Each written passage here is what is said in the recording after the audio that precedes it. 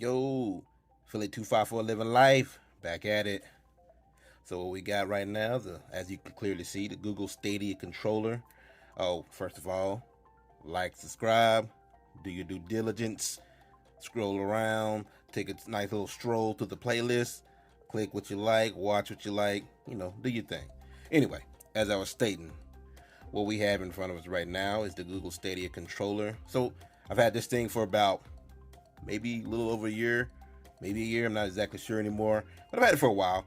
Had time to kind of get used to it, work out the kinks. When I say the kinks, I mean, because when you get a controller out the box, fresh out the box, it's stiff, it's nice and crisp and all that fun stuff. Well, I've had it for a while now, so buttons have had time to loosen up, all that fun stuff. So in my time, I love it. I'm not gonna lie. Now, I'll be honest with you, Xbox still pretty dang good with the controllers, but Stadia ain't no punk.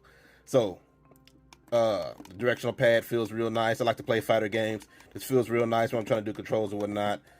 Analog sticks, both of them real nice. They haven't gotten any loose or anything in the time that I've actually had the controller. Like I said, a year and some change or whatever.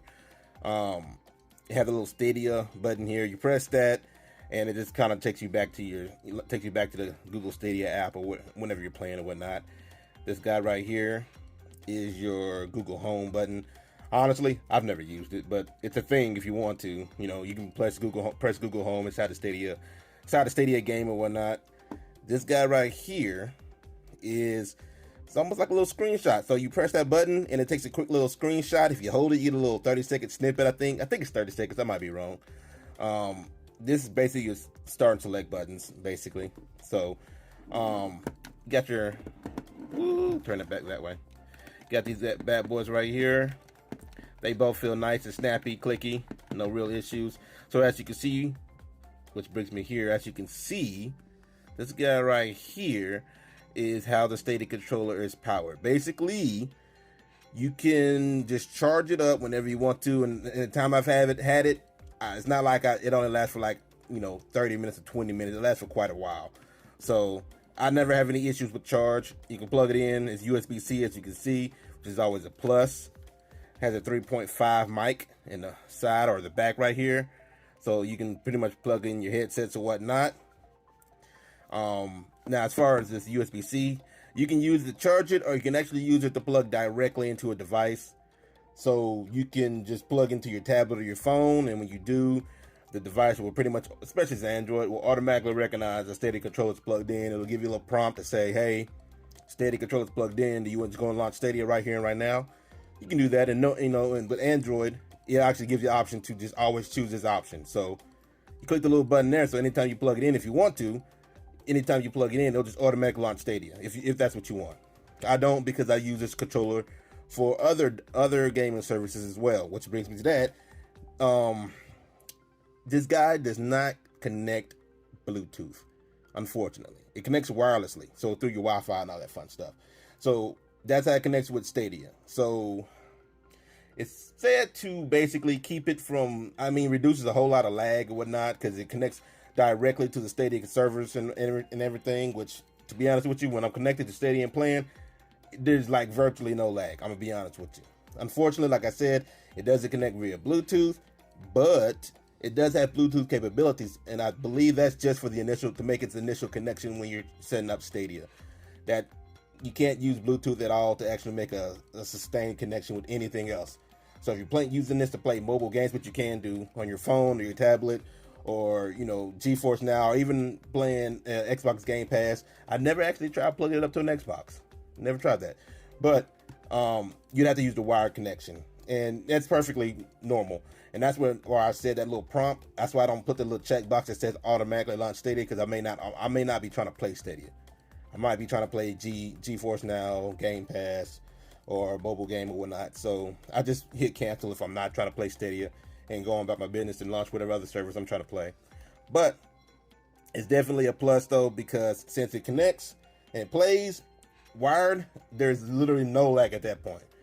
Like I said, without the Bluetooth, could be a hard pass for some people, but for me, it's not a big deal. Especially I'm playing on my phone or my tablet. I really don't care at that point, because 9 times out of 10, if you're playing on your phone, you got yourself one of those, fancy dangled phone connectors, you know, that connects your phone to the actual controller or whatnot.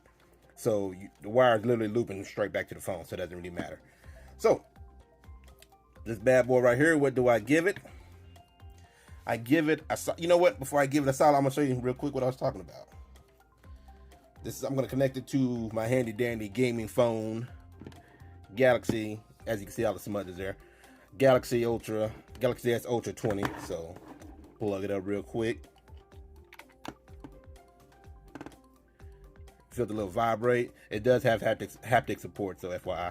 And there goes a little pop-up right there. Oh, that's GameSir. Right. Forgot. GameSir. There you go. Now, that's Stadia.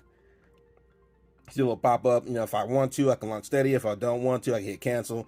And I have the option to always open Stadia when I connect it, which I never do for reasons I just told you. So, you know, if I hit OK, does a little thing, a little splash screen, launches Stadia, you know. So, My Hero Academia, or My Hero, yeah, it's pretty much My Hero Academia. Go and play that, it's pretty cool. So, anyway, Dead by Daylight right there. So, it's a cool little thing. Like I said, haptic support and whatnot. Unplug that. Does have haptic support, so rumble and all that fun stuff, which is pretty cool. What do I get the controller? You know what? Out of a 5, I would give this thing a solid 5. But the lack of Bluetooth support for, you know, I can't give it a 5 for that. So we're going to have to give it a 4, a solid 4.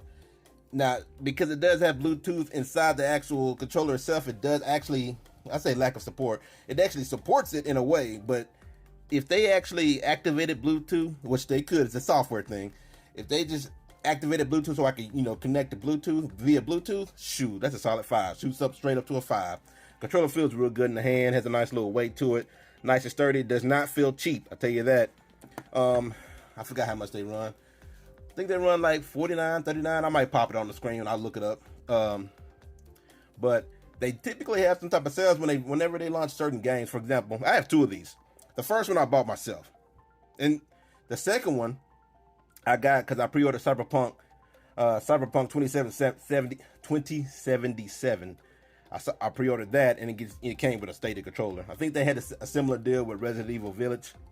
You pre-ordered it, and you would have got a Stadia controller. I didn't pre-order it, so but had I done that, I would have had 3 controllers. So, and both controllers are amazing. So I have no ill feelings about them whatsoever. So. And FYI, you don't have to have the controller to even play Stadia. If you want, you can just play it on a regular Bluetooth controller.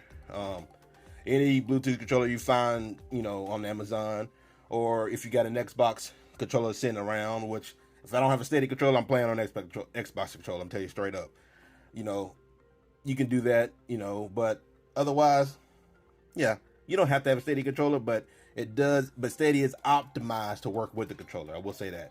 Now, on a non-Stadia controller, is it like horrible? Is it a horrible experience? No. Connecting it to Bluetooth is still pretty dang good. I don't really notice any lag, but since I do have a Stadia controller, might as well use a Stadia controller, right? Anyway, solid 4 out of 5.